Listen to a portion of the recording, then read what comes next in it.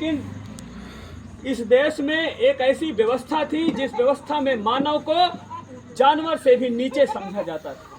मतलब जिस तालाब में जानवर पानी पी सकता था उस तालाब में भी हम लोग पानी नहीं पी सकते थे। ऐसी इस देश में व्यवस्था बनाई गई थी और ऐसी व्यवस्था बनाई गई थी कि इस देश में जो अछूत का बेटा होगा वो स्कूल के अंदर नहीं बैठेगा, वो स्कूल के बाहर बैठेगा। बाबा साहब अम्बेडकर के साथ भी इसी व्यवस्था के तहत उनका अपमान हुआ। जब वो स्कूल में गए तो उनको बाहर बैठाया गया। कहाँ बैठाया गया?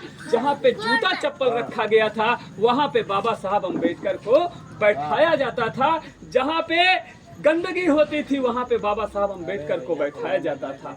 बाबा साहब अम्बेडकर ऐसी जगह पे जहाँ पे सब लोग पानी पी सकते थे वहाँ पे भी बाबा साहब अम्बेडकर पानी नहीं पी सकते थे। जब चपरासी आता था तो जिस मटका रखा हुआ था उस मटके को भी बाबा साहब अम्बेडकर छू नहीं सकते थे। ऐसी व्यवस्था इस देश में बनाई गई थी।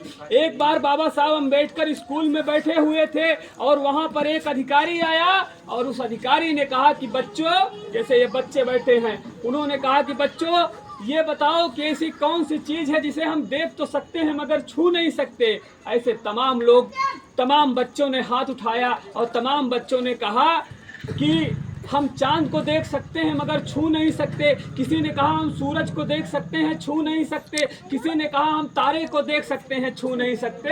लेकिन जब बाबा साहब अम्बेडकर ने हाथ उठाया तो उन्होंने कहा कि चांद, सूरज, सितारों की बात तो बहुत दूर है सर, लेकिन यहाँ पर एक मटका रखा हुआ है, मैं उसको रोज देख तो सकता हूँ मगर उसको छू नहीं सकता हूँ।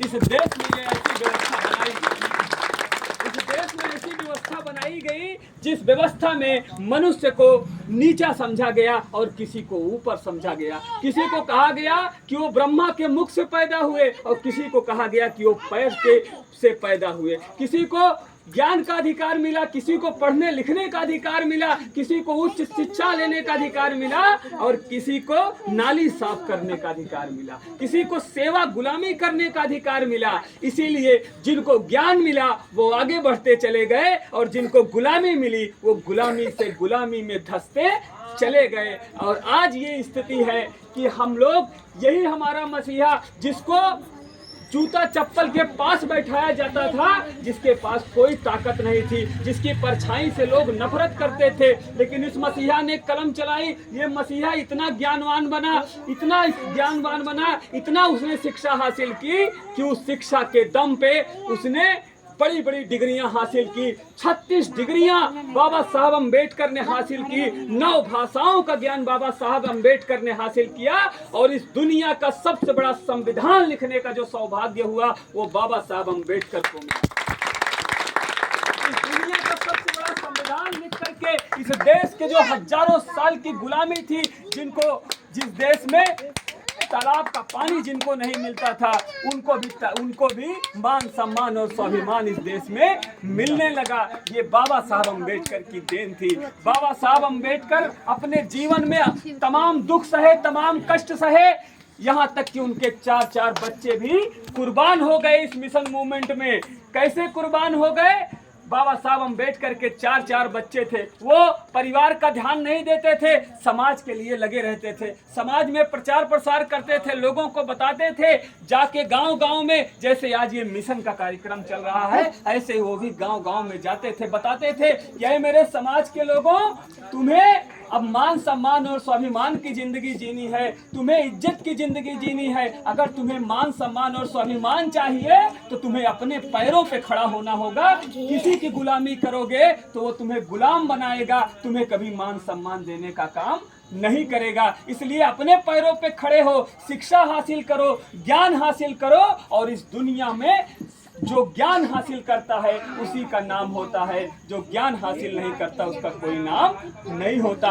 हमारे समाज को बाबा साहब समझाते थे, गांव में जाकर के बताते थे कि ये मेरे समाज के लोगों, ज्ञान से बढ़ के इस दुनिया में कोई ताकत नहीं है। आपके घर में बहुत, आपके पास जमीन बहुत है, आपके पास पैसा बहुत है, लेकिन वो आज नहीं तो कल चला जाएगा। लेकिन ज्ञान जो है वो पूरी जिंदगी आपके साथ चलता रहेगा। ज्ञान को कभी कोई चुरा नहीं सकता है, कभी ज्ञान की कभी डकैती नहीं पड़ सकती है।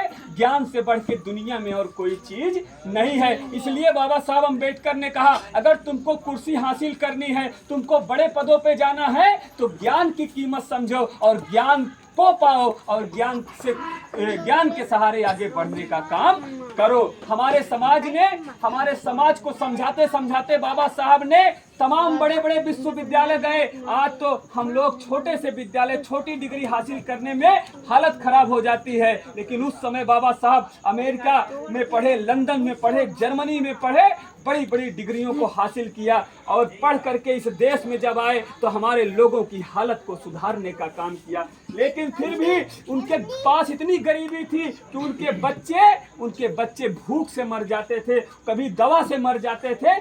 पैसा नहीं होता था कि वो अपने बच्चों की दवा करा ले। एक बच्चा राजरतन जो था उनका, वो उनकी रमाबाई की गोद में ही दम तोड़ दिया, केवल इसलिए तोड़ दिया कि उनके पास दवाई के पैसे नहीं थे।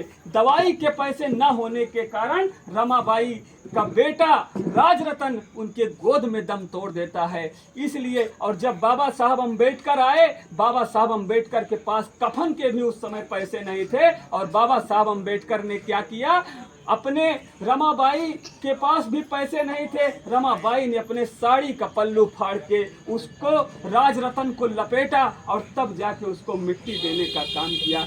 ये दुख, ये कष्ट बाबा साहब ने चार औलादें हमारे समाज के लिए त्याग दिया, केवल इसलिए कि हमारे समाज के लोग मान सम्मान और स्वाभिमान की जिंदगी जिए। आज जो आपको खटिया पे बैठने का अधिकार मिल गया,